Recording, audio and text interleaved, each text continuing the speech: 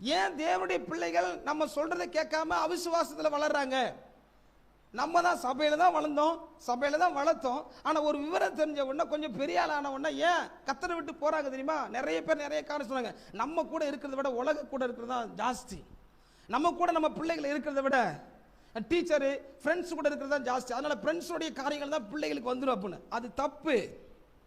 இன்னைக்கு விசுவாசி நல்லா புரிஞ்சுக்குங்க. உங்க பிள்ளைங்க கத்தரை விட்டு வழிக்கு போறாங்கன்னா அதுக்கு முழு முக்கிய காரணம் நம்ம தான். முழு முக்கிய காரணம் நம்ம தான். நல்லா கவனிங்க. கத்தரை பற்றி, கத்தரை குறித்து ஒரு ஆசை உள்ளவன், கத்தர் மேல ஒரு பற்றுள்ளவன் எப்படி கத்தரை விட்டு போக முடியும்? ஏன் தெரியுமா? உன் பிள்ளைக்கு நீங்க யாருன்னு சொல்லி கொடுக்கல. உங்க பிள்ளைக்கு தேவன் யாருன்னு சொல்லி கொடுக்கல. ஏற்கனவே சொல்லியிருக்க நினைக்கிறது.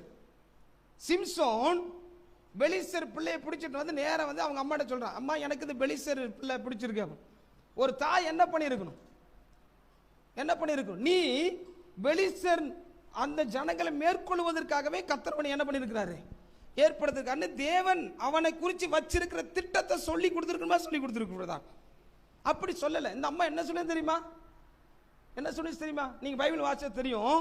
சிம்சோன் தாய் சிம்சோன் சொல்றாங்க, ஏலே நீ பெலிஸ்தர் பெண்ணெல்லாம் என்ன பண்ணக்கூடாது, திருமணம் பண்ணக்கூடாது. நம்ம வீட்டில் என்னுடைய சகோதரனுடைய மகன் நல்லா இருக்கு, அழகா இருக்கு, நீ என்ன பண்ணி அவளை திருமணம் பண்ணிக்கும்.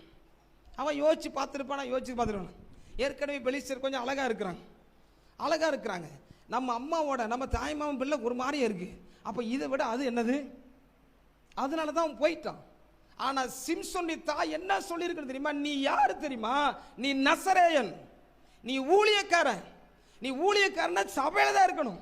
நீ நசரேயனா சபைக்கு ஆண்டவருக்கு பிரியமா தரணும். அதை விட்டுட்டு எனக்கு அங்க வேணும் அங்க போறேன்னு ஞாயிற்றுக்கிழமை எஸ்கேப் ஆயிட்டு போன அப்படின்னா ஆண்டவர் விட்டு போயிடுவேன்.